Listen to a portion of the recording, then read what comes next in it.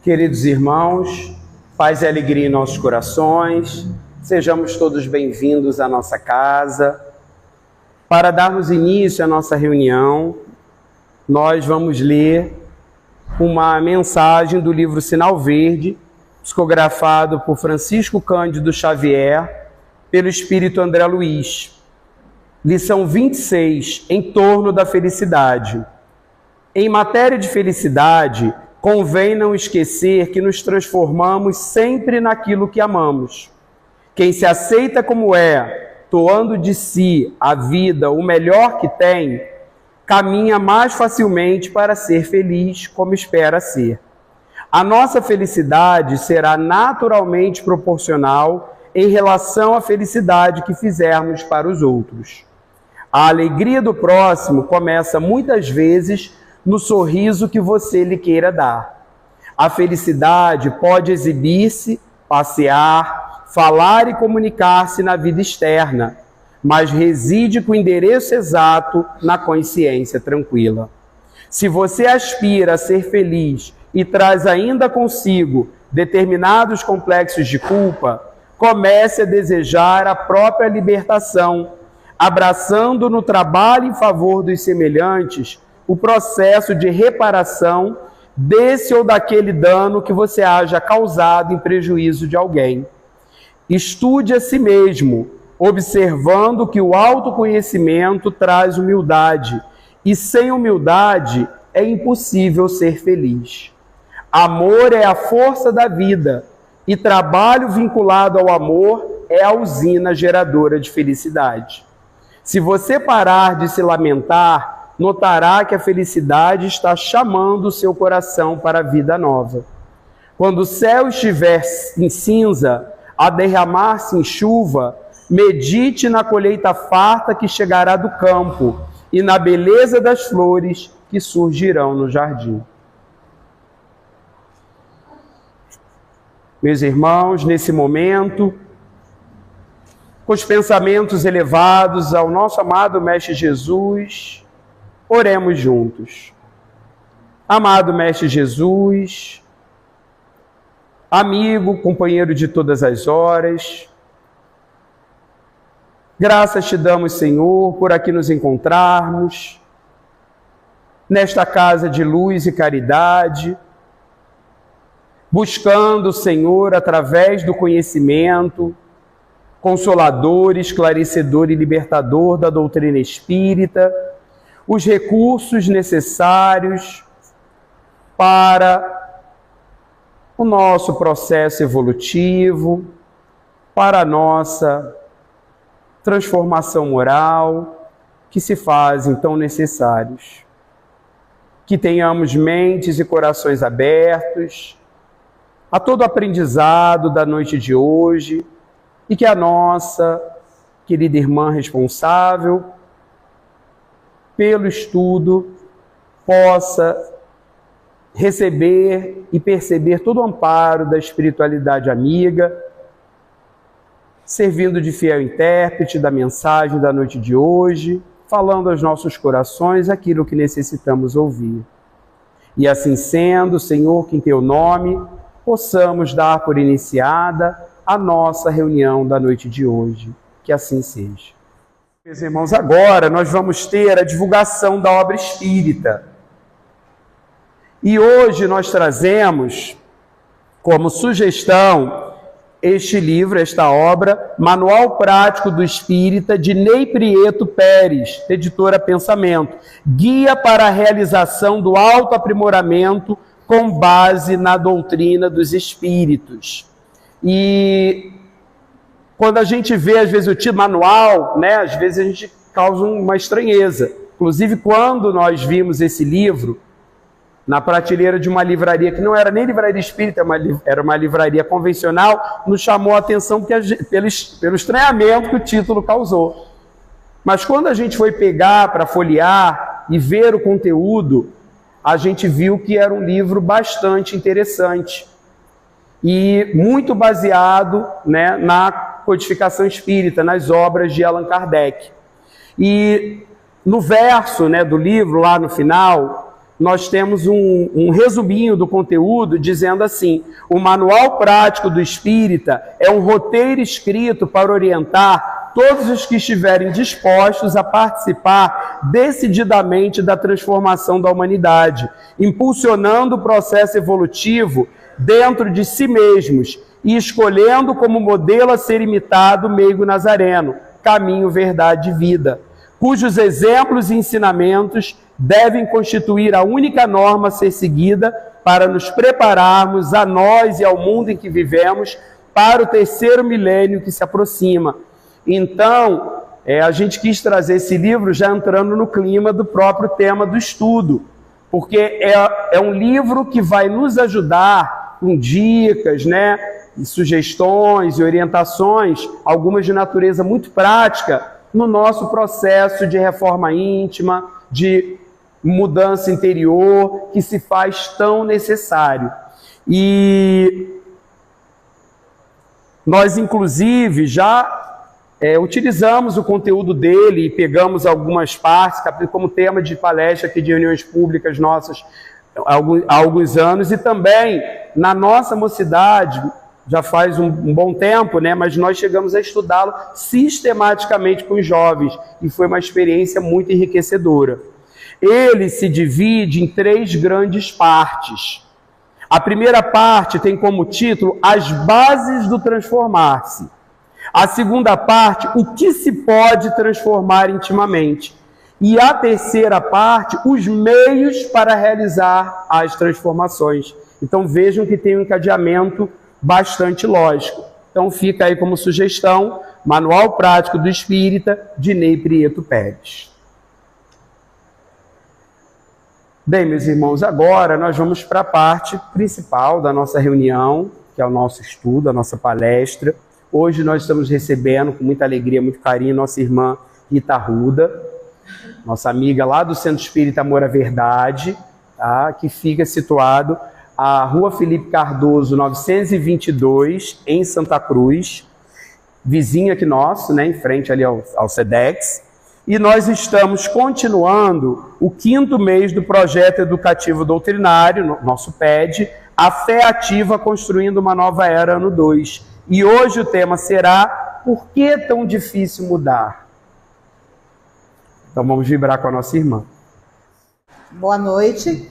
Boa noite. Nós trazemos o nosso abraço da nossa casa, que é uma casa que tem 101 anos, né?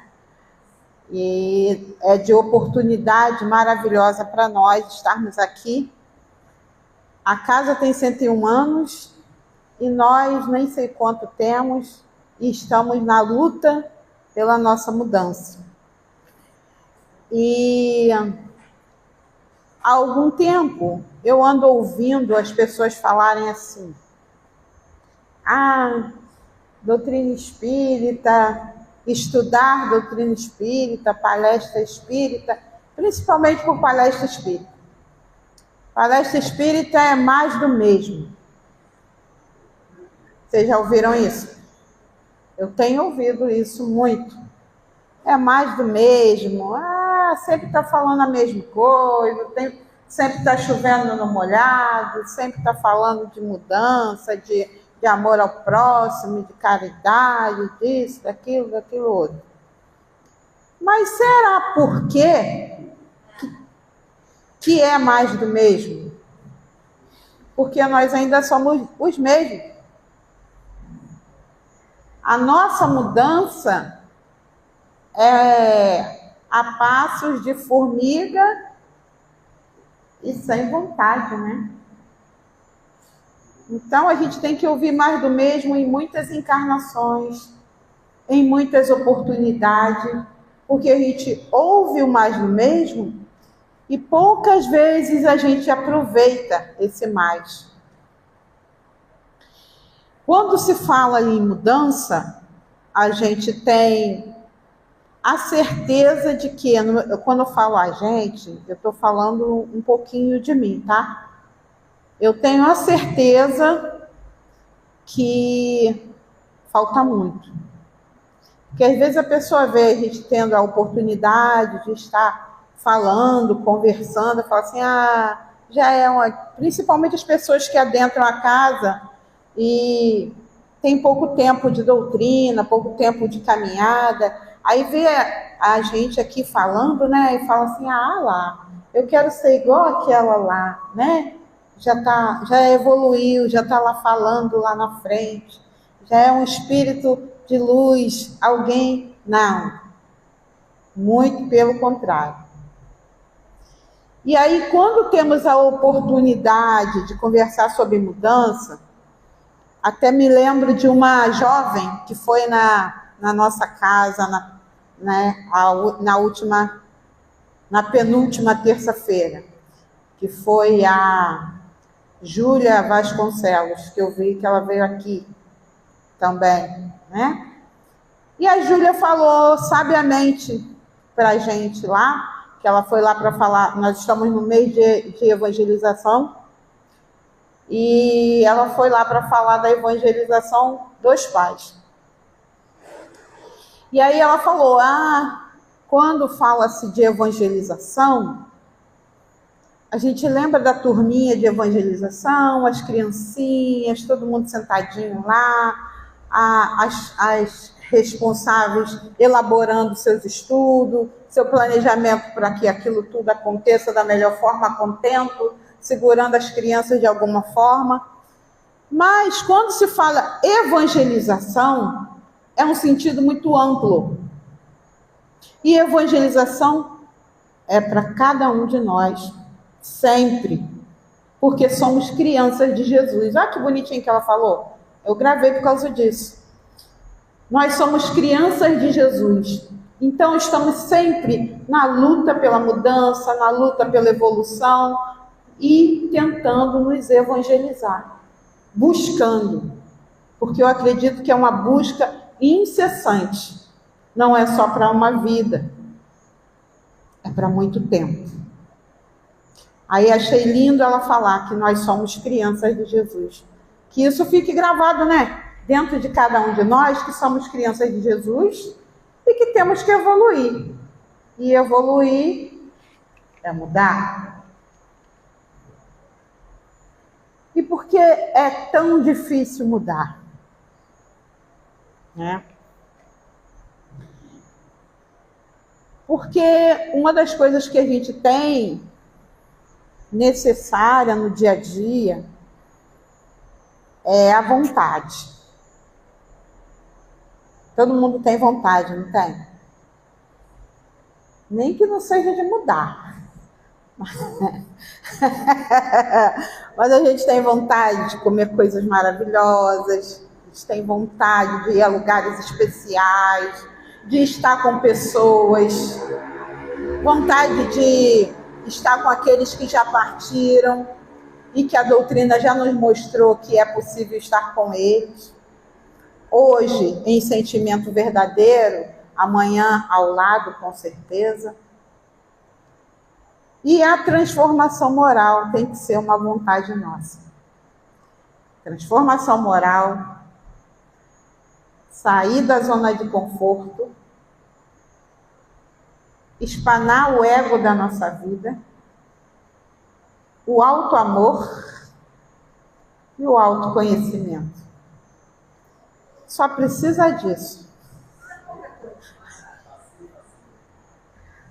Só precisa disso. E aí, a transformação moral é o maior desafio evolutivo. Porque a gente não lembra exatamente com que palavras ou sentimentos nós colocamos para a espiritualidade que nos deu a oportunidade, nos acompanhava, no momento em que iríamos retornar a esse lugar maravilhoso do qual nos encontramos hoje. A gente não lembra qual foi a promessa que fizemos para nós. Porque não foi para ele ou para ela, foi para nós. Mudamos porque o automatismo de nosso cérebro poupa energia E a zona de conforto nos paralisa pelo medo do desconhecido. E o ego nos faz resistir ao novo. Faz sentido? Porque a gente direciona o nosso dia a dia para as pessoas, dentro do nosso lar, dentro da nossa vida. De alguma forma, a gente tenta colocar, vamos dizer, eu, Rita, 20% do meu melhor no meu dia, quiçá 20%, e no final do dia eu ainda fico com aquele negócio remoendo dentro de mim, tipo assim, será que eu consegui? Será que eu fiz? Ou às vezes eu deito, faço a minha prece, deito, nem lembro de pensar se realmente eu fiz os 20%. Quando eu tenho certeza que na espiritualidade eu disse que faria 100. Eu tenho essa certeza porque olhando de lá era mais fácil. E chegando aqui, as coisas ficaram um tanto quanto difíceis.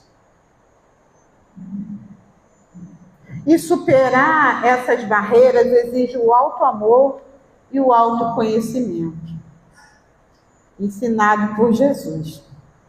E o autoconhecimento é uma coisa engraçada,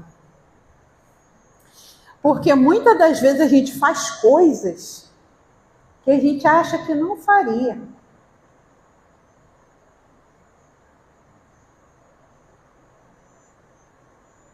Auto se conhecer é algo muito importante, porque a gente acha que conhece a vizinha da frente, o vizinho que mora em cima, a nossa parenta difícil, no meu caso, as crianças com quem eu trabalho. A gente acha que conhece todo mundo. Já sei o que ele vai falar, já sei o que ela vai dizer. E não sabe o que vamos fazer, não sabemos o que vamos fazer, como vamos agir, reagir diante de algumas situações que nos são colocadas no dia a dia. E aí eu vou conversar, são 4 tópicos que eu separei para a gente conversar. Primeiro, a zona de conforto e os hábitos. O segundo é a ilusão da transferência de responsabilidade. O terceiro, a resistência psicológica. Muito obrigada. E o inconsciente. E o quarto, ferramenta de amor próprio e da aceitação. Se eu vou conseguir falar tudo isso para vocês, eu não sei. Mas eu planejei. A zona de conforto. Nos acostumamos com padrões de comportamentos nocivos apenas por serem familiares. Vamos no automático, né? A gente levanta, a gente faz a nossa rotina, faz as nossas coisas, tudo no automático. Poucas vezes paramos para analisar, saímos da nossa zona de conforto, né? O que a doutrina nos diz? Que esse automatismo são os vícios morais, como trilhos que seguimos. A gente já sabe esse caminho, então a gente já vai, é mais fácil. Só que nós não somos trem. Somos pessoas maravilhosas, criadas por Deus. E é importante sair da zona de conforto. Para quê, Rita? Para mudar. Para fazer aqueles estalinhos. E às vezes a gente está tão compenetrado em fazer errado que a gente esquece da necessidade de sair dali, daquele espaço, daquele local. Na questão 919, que não tem nenhum espírita que não fale sobre ela, eu aprendi ela, foi até com o Alexandre, quando ele era da juventude. Ele sempre falava na questão 919, que a questão 919 do Livro dos Espíritos não é uma questão, né, gente? É uma mensagem aquilo. Se pelo menos a gente pegasse essa questão e lesse ela pelo menos, vamos dizer, uma vez por mês, estou pegando leve, uma vez por mês, a gente teria material para reflexão e mudança, para sair do trilho, para mudar de direção, para quebrar as coisas difíceis que estão na nossa vida. E não poderia fazer diferente em não pegar a questão 919, tá, Alexandre? E falar um trechinho dela. Relembrar para aqueles que não estão lembrando qual é. Porque a questão 919, ela fala basicamente de Santo Agostinho. E Santo Agostinho foi o cara, né? Santo Agostinho foi o cara. Ele fez de tudo um pouco, mas conseguiu voltar para o prumo. Saiu do trilho pra caramba, mas voltou bonito. E mostra pra gente que é possível. É possível. E aí ele fala assim, já começa que esse item do Livro dos Espíritos fala do conhecimento de si mesmo. E quando a gente fala do conhecimento de si mesmo, eu já falei antes, a gente conhece todo mundo, mas o autoconhecimento a gente, né? Chefe, quem tem chefe sabe. Já sei o que ele vai dizer, já sei o que ela vai falar, já sei como é que vai ser, né? E aí ele fala assim, a pergunta de Kardec é: qual o meio prático mais eficaz que tem o homem de se melhorar nesta vida e de resistir à atração do mal? Qual é? Os espíritos falam assim: um sábio da antiguidade vô-lo disse, conhece-te a ti mesmo. E a gente quer evoluir sem conhecer a gente. Conhece até o pessoal da internet, a gente está conhecendo melhor do que a nossa vida. As postagens que o fulano vai fazer, você já fica esperando, já sabe do que é que ele vai falar, do que é que ela está dizendo. E da nossa vida, o que a gente sabe? E aí tem um trechinho aqui, mais à frente, e esse sábio que ele estava falando era de quem, gente? Sócrates, não mais nem menos. E aí ele fala assim, o conhecimento de si mesmo é, portanto, a chave do progresso individual. Direis como há de alguém julgar a si mesmo?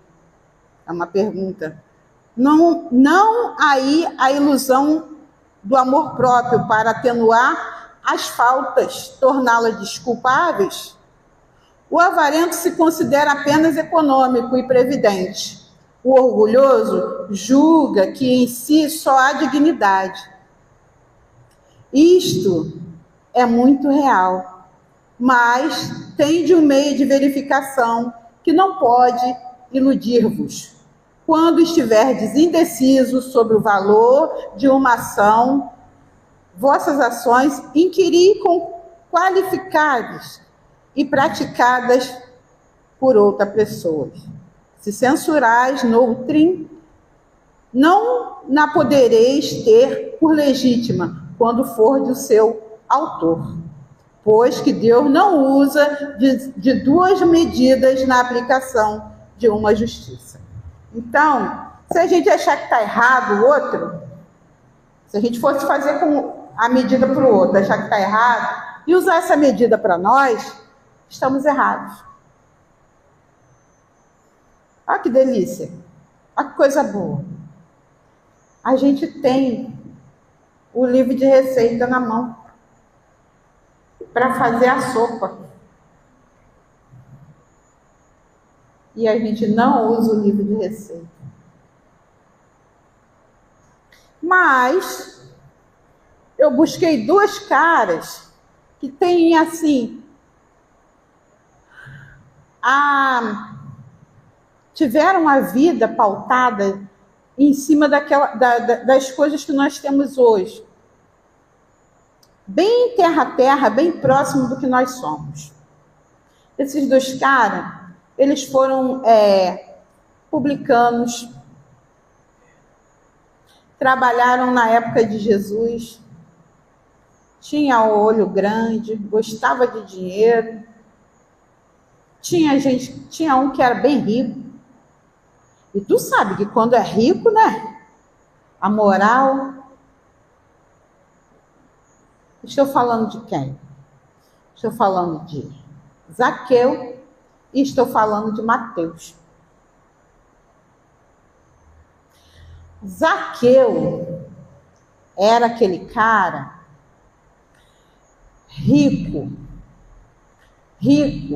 mesmo, porque ele era chefe dos coletores de impostos de Jericó. Então, dinheiro para Zaqueu era algo fácil.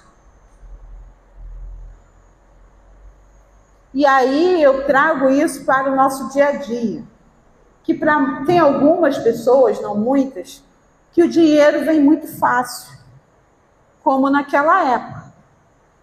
Naquela época, poucos tinham muito dinheiro, né? E hoje, poucos têm muito dinheiro, poucos, continua a mesma saga. Só que é bonitinho quando a gente conta lá na evangelização, né, que as crianças acham engraçado, que ele era pequenininho, né? E que ele subiu onde? Subiu na árvore, porque ele sabia que um tal de Cristo ia passar por ali. E eu não sei dizer para vocês precisamente, porque lá também na história não conta, quanto tempo ele levou para entender. Mas eu acho que foi rápido, porque Jesus morreu rápido, né? 33 anos. E ele começou a caminhar com os discípulos, não foram durante muito tempo. Então, Zaqueu entendeu rápido, associou rápido. Porque Zaqueu tinha uma coisa que nós precisamos ter. Vontade firme. Firmeza na vontade. Quer ver uma coisa que eu fico irritada? Chegar em algum lugar para cumprimentar alguém e a pessoa segurar a minha mão com a mão mole. Olha, é melhor você nem me dar a mão. Você vai dar um abraço? Dá um abraço com vontade, gente. Não chega só assim. Não. Sai de verdade. Você não sabe nem se você vai conseguir abraçar mais alguém em outro momento. Então abraça, segura a mão da pessoa. Tem gente que já segura só na ponta dos meus dedos. Poxa vida, segura minha mão direito. Então, força de vontade, firmeza na altivez, nas coisas que nós queremos para a nossa vida, nas coisas que nós queremos viver, vivenciar. Não pode ser morninho. Morninho é para beber. Nós já somos adultos. Não pode ser pelando também, mas tem que ser firme, né? E aí eu separei isso aqui, ó. O Zaqueu era um cobrador de imposto, rico e mal visto, porque ele ganhava o dinheiro dele de uma forma meio estranha. Enganava o povo. Quando Jesus passou, ele subiu na árvore só para ver. E olha o que aconteceu. Jesus olhou para Zaqueu. Jesus olhou para Zaqueu e falou para ele. Não só olhou, falou o quê? Eu vou na sua casa. Vou comer lá na sua casa. E Zaqueu deu-lhe aquele, né, siricutil, que era a mesma coisa que, vamos dizer, o Morgan Freeman fala, vou comer na sua casa. Você fala, meu Deus, o Morgan vai na minha casa. Né? O John Travolta vai na minha casa. Johnny Depp vai na minha casa, meu Deus. E aí Jesus falou que ia na casa dele. E a presença, e a sensação, e o sentimento, tudo daquele homem mudou. Por quê? Porque ele teve firmeza a partir do momento que ele notou que aquela presença maravilhosa ia à casa dele. E ali ele entendeu que ele precisava mudar. Mas foi preciso o quê? Vontade firme. Zaqueu, desce depressa, hoje quero ficar na tua casa. A partir daquele momento, Zaqueu teve vontade firme de mudar na hora. Segundo Lucas 19:8. Senhor, vou dar metade dos meus bens aos pobres. Isso ele falou para o Senhor lá na casa dele. E se eu desfraudei alguém, vou devolver 4 vezes mais. Zaqueu entendeu. Zaqueu entendeu. Zaqueu entendeu. E eu? Estou esperando o quê? O que mudou? Ele não pediu desculpas. Ele partiu para a ação. Saiu da zona de conforto. E é comum, segundo a ilusão da transferência, que é o segundo, né? Transferência de responsabilidade, a gente tem um negocinho desse, né? A gente gosta. Não sou eu, é porque fulano não me deixa ir. Olha, quando ele vem aqui, eu não consigo ir no centro. Quando ele vem aqui na minha casa, ou quando ele vai passar, eu até queria ir lá no centro hoje ver a palestra, eu até queria ir no estudo lá, mas quando fulano vem, eu tenho que fazer isso, eu tenho que fazer aquilo, tem mais outras e outras coisas para fazer. E é comum, por comodidade, culpar os outros, a família ou a sociedade pelas nossas dores também. A visão espírita. A doutrina ensina a autorresponsabilidade. Por isso que tem gente que fala assim, eu não quero ser espírita, não. E médium, não quero mesmo, uma responsabilidade, um negócio difícil, um negócio que não pode estar indo todo dia em qualquer lugar, não posso beber, não posso isso, não posso aquilo. Não quero ser médium, não. Mal sabe fulano que ele já é indisciplinado. Né? Todos nós não somos médium? Eu li lá no livro que em maior ou menor, todos nós somos. Então, você, por conta da responsabilidade, diz que não é. Mas é. Não sei até quando vai transferir esse negócio. Como dizia um amigo nosso lá da casa, ele falava, eu acho melhor vocês começar a estribuchar logo. Porque vai te ajudar. Vai te ajudar. Começa logo esse negócio de estribuchar. Vai estudando, vai estribuchando, vai entendendo. Eu não quero dar conselho para ninguém, não. Isso é o que ele falava. E hoje eu estou trabalhando na mediúnica da casa. Está adiantando? Não sei. Estou tentando. E aí, continuando. A doutrina ensina a autorresponsabilidade. Somos os únicos construtores dos nossos destinos, herdeiros de nós mesmos, através das vidas sucessivas. Quer dizer, pluralidade dos mundos habitados. Também. Assumir a responsabilidade é o primeiro passo para a verdadeira libertação. Então, deixe esse negócio de falar que não dá para ser médium, não dá para trabalhar, não dá para colocar água fluidificada, não dá para fazer visita, não dá para dar passe, não dá para estudar, não dá um monte de coisa, que dá. Porque tem que ter firmeza, disciplina e responsabilidade, que nós já temos. Que a gente levanta cedo para ir trabalhar, a gente vai para a academia, a gente vai para o sacolão, a gente vai no mercado, a gente tem responsabilidade de um monte de coisa necessária, por que não necessidade para a nossa melhora, para a nossa mudança? E aí, agora eu vou partir, por exemplo, do Mateus, que também era chamado de Levi. Mateus era cobrador de impostos também. E tinha todas as desculpas para culpar o sistema. Igual a gente faz hoje. A gente culpa o sistema. Culpa. O império é corrupto.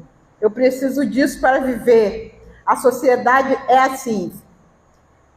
Ele poderia facilmente transferir as responsabilidades, assim como a gente faz. Mas teve um ponto de virada.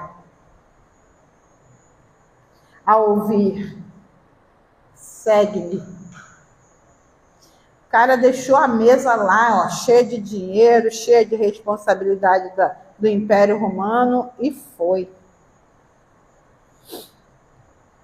Aí, como eu falei, nós temos o livro de receita, as palestras, o ERG, água fluidificada, o passe, amigo para abraçar e falar, meu irmão, minha irmã, né? Carinho, atenção, a espiritualidade maior, ó, só mandando fluidos, só mandando amor, só mandando ajuda, que é o que a gente mais pede, me ajuda, por favor. Né? Mas o Mateus teve a virada de chave. Ao ouvir segue-me de Jesus, ele percebe que a verdadeira prisão não era o Império Romano, mas a sua própria acomodação. Nós somos acomodados? Não precisa falar.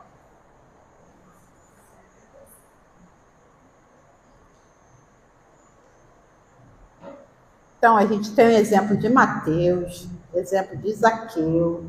Eu acho lindo, e todo mundo vai dizer, eu também. O exemplo da mulher lá no poço, não é lindo? Ela ainda saiu, foi correndo para avisar as pessoas, e ela começou a trabalhar naquela hora. Então, Senhor, eu vou lá avisar para eles, eu vou lá contar.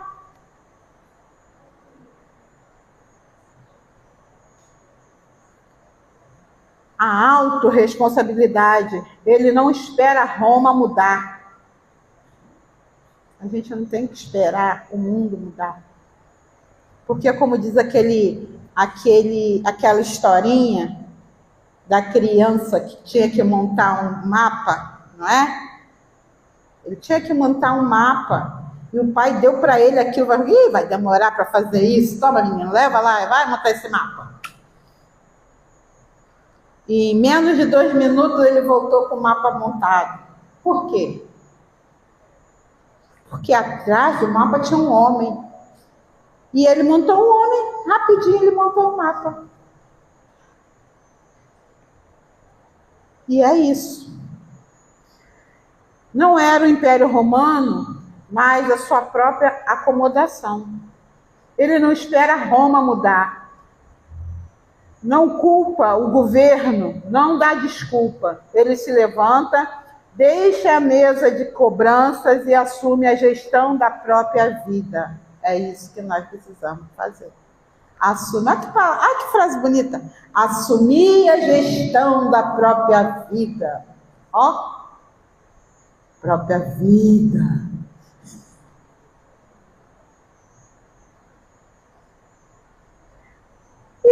uma pergunta. Qual a mesa de conveniência em que estamos sentados hoje? Culpando os outros ou as circunstâncias, em vez de nos levantarmos e mudarmos? Estamos sentados em alguma mesa?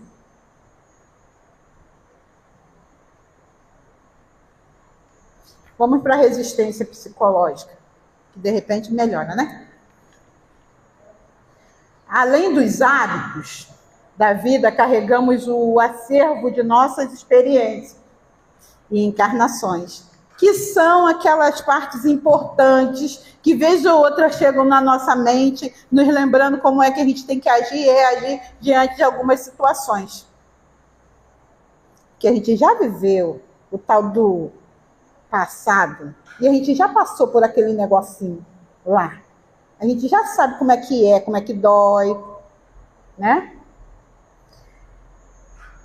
A experiência de encarnações passadas gerando resistências e apegos inconsequentes e inconvenientes. Por quê? Porque a gente já sabe que é ruim, né? E a gente ainda tem um negocinho com coisa ruim. Ainda tem um certo apego. Né? O pezinho ainda está lá. Mas já está na hora de puxar o pé e trazer para a nossa realidade.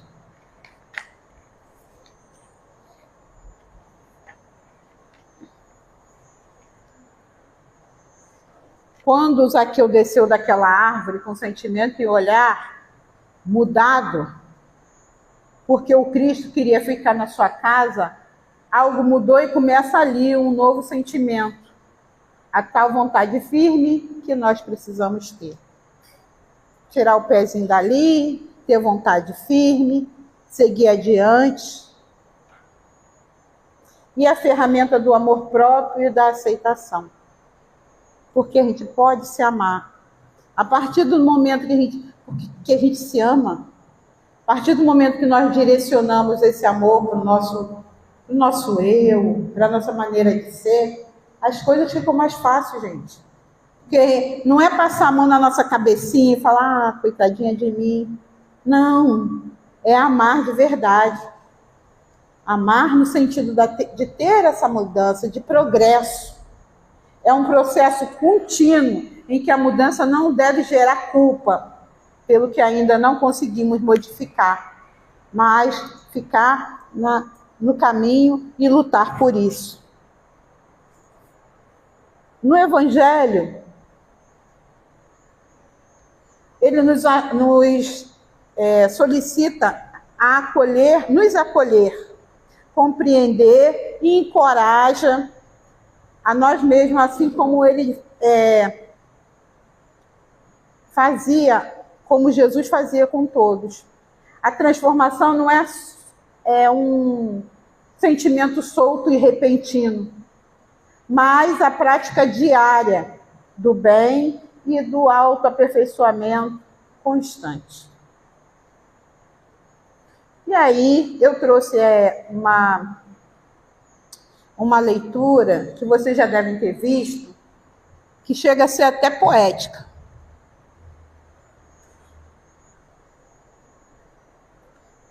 E aí eu falo lá na nossa casa espírita desse jeito assim, quer ver? Quando a gente começa a ler uma leitura que é poética, as pessoas têm a sensação de baixar a cabeça, ficar assim, tamboritando os dedos. Não, gente, é ânimo. É para a gente elevar. Tudo bem que a gente reflita, mas é para a gente elevar. E o nome dessa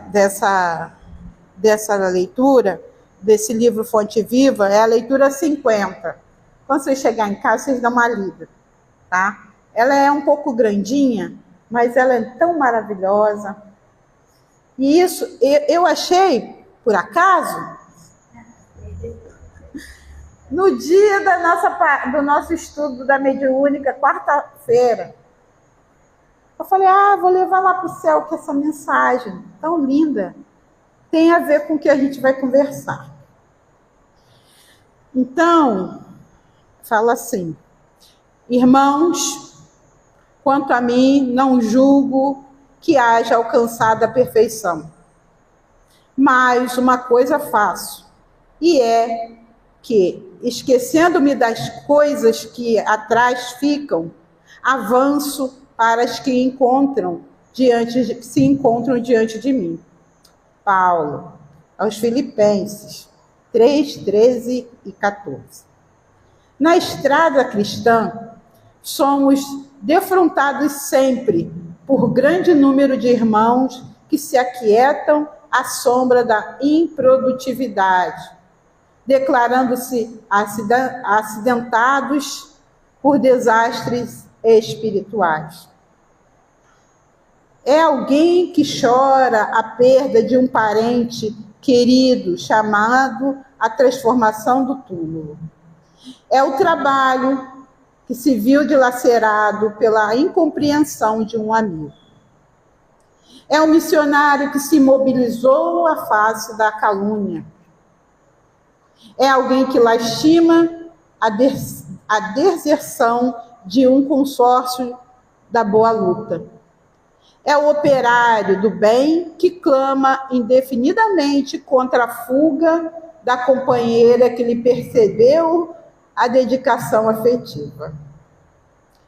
É o idealista que espera uma fortuna material para dar início à realização que lhe compete.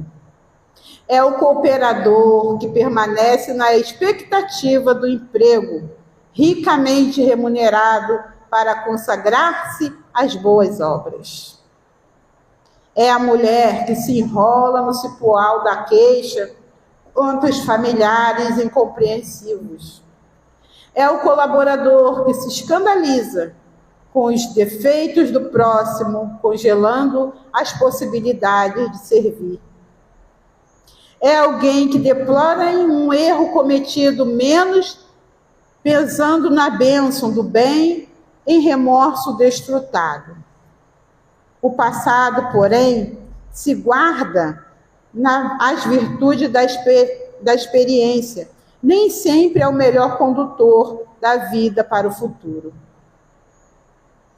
É imprescindível exumar o coração de todos os revoltórios e entorpecentes que por vezes nos atormentam a alma. A constrição, a saúde, a esperança e o escrúpulo são sagrados, mas não devem representar impedimento ao acesso do nosso espírito à esfera superior. Paulo de Tarso, que conhecera terríveis aspectos do combate humano na intimidade do próprio coração e que subiu à culminância do apostolado com o Cristo, nos oferece roteiro seguro ao aprimoramento. Esqueçamos todas as expressões inferiores do dia de ontem e avancemos para o dia iluminado que nos espera. Eis a essência do seu aviso fraternal à comunidade de Filipos. Centralizemos nossas energias em Jesus e caminhemos para diante. Ninguém progride sem renovar-se. Então, lindo, né? A gente se emociona, baixa os olhinhos, mas o nome da mensagem é avancemos. E nós temos que avançar. Vou deixar uma frase que fala assim: a reforma íntima é um salto para a perfeição, mas um passo diário na direção do bem também. Emmanuel. Mudar é um processo gradual e sem pressa, mas é necessário. Então, que a paz de Jesus continue conosco, que possamos lutar com as nossas mudanças, que elas sejam imprescindíveis no nosso dia a dia. Muito obrigada e boa noite. Nós agradecemos a nossa amiga irmã Rita pela mensagem da noite de hoje. rogando a Jesus que possa ampará-la para que ela possa dar continuidade às suas tarefas na seara do Cristo. Amado Mestre Jesus, Divino Pastor de nossas almas, nesse momento, Senhor, que os benfeitores espirituais da nossa casa possam derramar sobre cada um de nós, encarnado ou desencarnado, os fluidos salutares de que necessitamos para o nosso reequilíbrio, para o nosso refazimento, estimulando em nós o ânimo, a coragem, a fé, o desejo de prosseguirmos em nossa jornada evolutiva. Nós queremos, Senhor, te agradecer por todas as bênçãos recebidas na noite de hoje e te rogar, Senhor, que possa nos acompanhar no retorno até os nossos destinos. Muito obrigado por tudo, Senhor. Graças a Ti.